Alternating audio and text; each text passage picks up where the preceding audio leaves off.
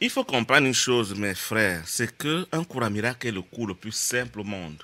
Un cours à miracle dit qu'il n'y a que deux réalités, la pensée et la matière. Point final.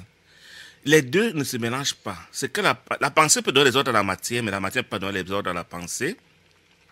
Et la pensée et la matière font chacun son univers à part. La pensée est l'univers réel, quand elle est la vraie pensée, parce que c'est aussi la fausse pensée, qui produit la matière, et la matière est l'univers projeté par la pensée fausse. Donc, tout ce qui est de la pensée réelle de Dieu n'a rien à voir avec la matière.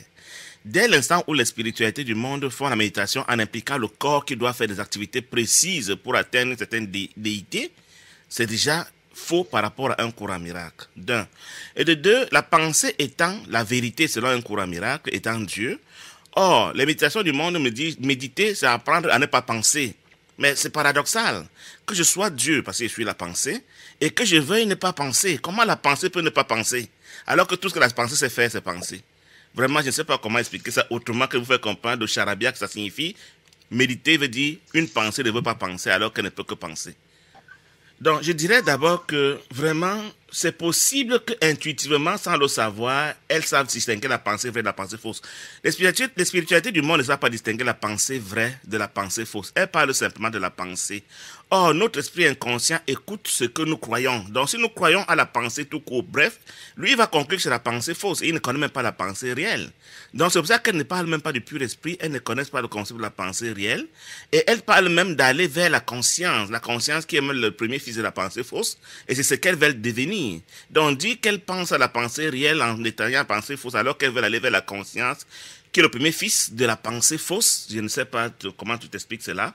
Il n'y a pas une seule de ces spiritualités qui n'a pas pour vocation de nous éveiller à la conscience humaine, à la conscience, je ne sais pas moi de quoi, alors que la conscience est même le premier fils de la pensée fausse. Et comment on veut aller vers le fils sans vouloir aller vers le père? Donc, pour moi, quand il n'y a pas de pensée, d'abord, elle distingue la conscience de la pensée. C'est du charabia tel qu'elle ne sait pas comment l'expliquer. Elle ne connaît pas la pensée vraie, Dieu, le pur esprit. Elle parle de la conscience vers qui elle veut aller, alors que la conscience, le premier fils de la pensée fausse. Je ne sais pas comment il peut t'aider à comprendre ça autrement, mon frère Dieudonné. Dieu est l'unité parfaite, il n'est pas la conscience collective. La conscience collective, on appelle ça dans un courant miracle le fils de Dieu commun. Athènes appelle ça le fils de Dieu collectif. Le fils de Dieu collectif qui est séparé n'est pas forcément, n'est pas non plus la vérité. Donc que ce soit un ou plusieurs ou trois, quatre qui sont ensemble, blanc, bonnet, bonnet, blanc, c'est la pensée fausse, c'est des illusions, c'est des histoires. Le fils de Dieu séparé n'est pas un individu, il est nous tous ensemble ou alors un seul. Donc, comme on dit, nous sommes tous le Christ, chacun est le Christ dans la réalité. Nous sommes aussi tous ensemble, le fils de Dieu séparé, chacun est le fils de Dieu séparé dans le rêve. Mais je ne dis pas que c'est faux. Je ne dis pas qu'ils sont perdus. Je dis seulement que nous, on a choisi un chemin. C'est un cours à miracle. Il faut qu'il soit clairement compris et que ceux qui veulent prendre un autre chemin le prennent en connaissance de cause. Qui disait qu'ils intègrent le corps comme un élément d'individualité dans leur spiritualité. C'est-à-dire que le corps, quand je médite d'abord pour moi. Parce que je veux être illuminé. Quand le Saint-Esprit utilise le corps, il utilise le corps comme un modem, comme un mécanisme de mettre en relation les gens afin ils partagent le même esprit. Donc c'est un peu ça la nuance, quoi. Et puis, je ne pense pas vraiment à vouloir illuminer mes frères. Ce n'est pas mon souci. Si on est ensemble, c'est parce qu'on veut faire le show ensemble. Mais mon souci n'est pas vraiment ton illumination. Alors que dans un cours à miracle, si je ne te vois pas comme Dieu, c'est-à-dire que je ne t'illumine pas avant moi, je ne peux pas être illuminé. L'unité parfaite dit que je suis toi, tu es moi, il n'y a rien d'autre. Il n'y a que Dieu et nous sommes tous Dieu. Point final. Alors que la conscience collective veut dire qu'il y a un nuage quelque part dans lequel nous sommes tous, une énergie collective dans laquelle nous sommes tous et dans laquelle nous tirons tous nos pensées, mais en dehors de l'unité parfaite. Si on était des corps au ciel, il y aurait un seul corps.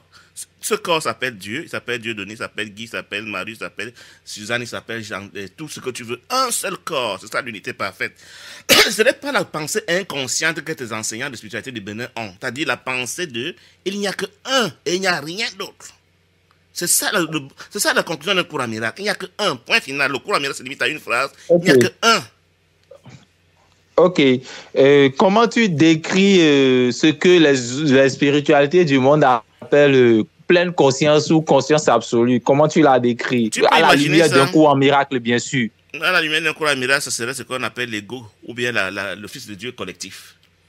Le Fils de Dieu collectif ou bien l'ego. L'ego global, l'ego général, l'ego que la Bible appelle Satan. C'est-à-dire que l'ego de tout le monde en commun. Il faut comprendre une chose, et je crois que Marius est encore là. L'ego, c'est quoi? L'ego, c'est un égrégore. C'est-à-dire que quand tu penses, la pensée est fécondatrice. La pensée crée. Toute pensée crée quelque chose. Donc quand tu penses comme Dieu, tu crées un aspect du pur esprit. Et quand tu penses contrairement à Dieu, tu crées automatiquement un égrégore qu'on appelle un démon, et le chef des égrégores s'appelle Satan. Donc la pensée de séparation première a créé dans le chef des égrégores qu'on appelle Satan ou l'ego, c'est la même chose. Et c'est lui donc que la spiritualité du monde appelle la conscience collective, c'est-à-dire la conscience de nous différent de Dieu. Et ce n'est pas la conscience de je suis Dieu, et il n'y a rien d'autre. L'unité parfaite, il n'y a qu'un Dieu seul et il y a un seul corps que nous sommes tous. Conscience collective veut dire qu'il y a une idée de beaucoup quelque part qui sont ensemble, mais pour se rebeller contre l'unité parfaite. Ok, donc le Fils de Dieu collectif. C'est le grand chef rebelle, c'est Satan. Ok. C'est l'ego. Alors, quelle est la nuance entre cela et l'unique Fils de Dieu qu'on appelle Christ alors? Au ciel, il y a un seul corps. Ce corps a été le premier qui est Dieu et il a décidé que ses fils seront le même corps. Point. Donc le Christ est chaque création qui est venue après le Créateur. Le premier corps qui était, le premier est, tu peux considérer les corps au ciel, les noms au ciel comme des étiquettes. Tu vois, il y a un seul corps qui s'appelle le pur esprit. Dieu était la première étiquette et qui a dit je vais créer d'autres étiquettes dans le même corps que moi. Des appellations, tout simplement, c'est des appellations. Donc, le Christ est tout ce qui est venu après la première étiquette, après la première appellation qui s'appelle le Créateur. Toutes les autres sont les créations, mais dans le même corps, et il n'y a rien d'autre. Et cette pensée que je te donne là, que je viens de donner la dernière phrase là, c'est une pensée que l'esprit humain n'a pas envie d'accepter. C'est ça, quand je dis que les gens ne comprennent pas quoi, mais ça se résume à cela. Un seul corps, partagé par tous, et il y avait un premier qui a dit, je partage mon corps avec tous, et il n'y a rien d'autre. C'est ça le ciel. Ok. Et donc, de façon distincte de cela, maintenant, le Fils de Dieu collectif est toute pensée contradictoire à cela. À fabriquer. Donc, quand Dieu pense, il crée donc une étiquette du pur esprit.